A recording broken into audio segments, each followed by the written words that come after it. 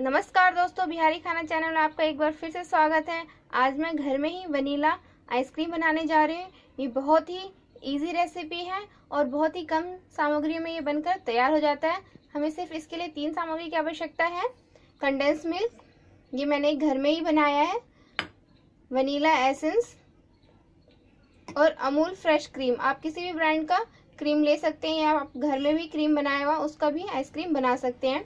तो हमें Amul fresh cream चाहिए, 200 ml ले लूँगी मैं, और वनीला एसेंस 2 स्पून। और ये मैंने 700 ml मिल्क का कंडेंस मिल्क बना करके तैयार कर लिया है। तो हम इसको बनाना शुरू करते हैं। अब मैं इस बर्तन में सबसे पहले क्रीम डाल लूँगी। ध्यान रखें कि क्रीम आप 10 से 15 मिनट डीप फ्रीज़र में डाल के रखें, और जिस बर्तन में हम क्रीम को विप करेंगे उस बर्तन को भी 10 मिनट के लिए आप डीप फ्रीज़र में डाल दें। सभी चीज़ें ठंडी होनी चाहिए जिससे कि अच्छे से विप होंगी। तो दोस्तों, अब मैं इसे बीट कर लूँगी। मैंने सारी क्रीम इसमें निकाल ली है। आप किसी भी बीटर की सहायता से आप चाहे तो मिक्सी में भी इसके बीट कर सकते हैं।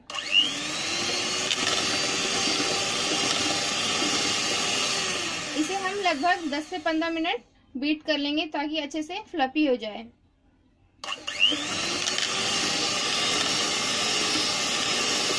तो दोस्तों, ये एकदम अच्छे से फिट चुकी है। ये देखिए, इस तरह की इसको कंसिस्टेंसी में फेंट ले, इस तरह से। अब हम इसमें कंडेंस मिल्क और वनीला एसेंस मिला लेंगे। हम इसमें 2 स्पून वनीला एसेंस डाल देंगे।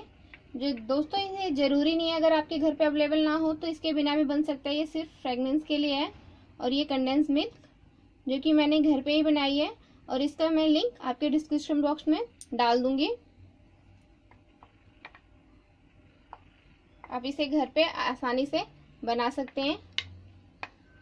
अब हम इन सबको डाल के अच्छे से मिला लेंगे।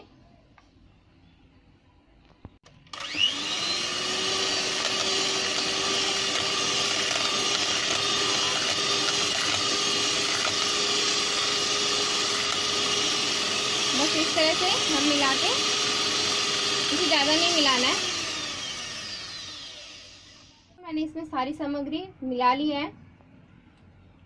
तो ध्यान रखिए मेजरमेंट का कि आप 250 ml क्रीम लें और उसमें 400 ml के करीब कंडेंस मिल्क मिलाएं, जिससे कि कलर एकदम वाइट आएगा।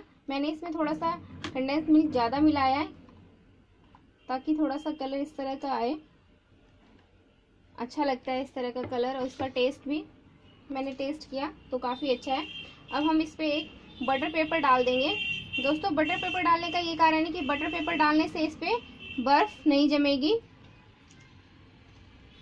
और एकदम क्रीमी आइसक्रीम बनकर तैयार हो जाएगा। आप किसी भी एयर टाइट डब्बे में इस तरह से डालकर इसे 6 से 7 घंटे लगभग डीप फ्रीज़र में डालकर रख लें।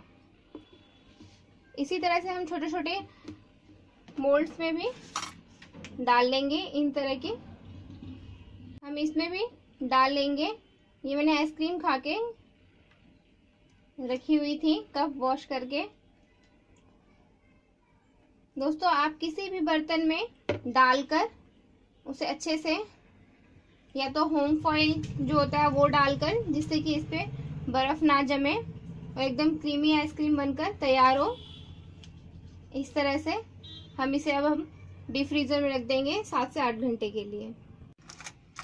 अगर बटर पेपर ना हो तो इस तरह से हम होम फॉइल भी डालकर इसे डीप फ्रीजर में डाल लेंगे, जिससे कि इसमें बर्फ नहीं जमती और ये एकदम क्रीमी बनकर आइसक्रीम हमारी तैयार हो जाएगी।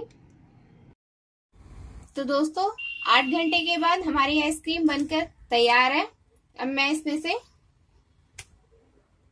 इसे खोल लूंगी और इसके ऊपर जो बटर पेपर लगा हुआ है उसे हटा दूंगी।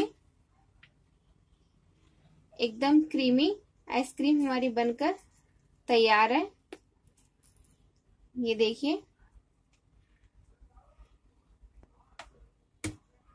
और हमने इसमें भी डाला था तो ये वाली भी आइसक्रीम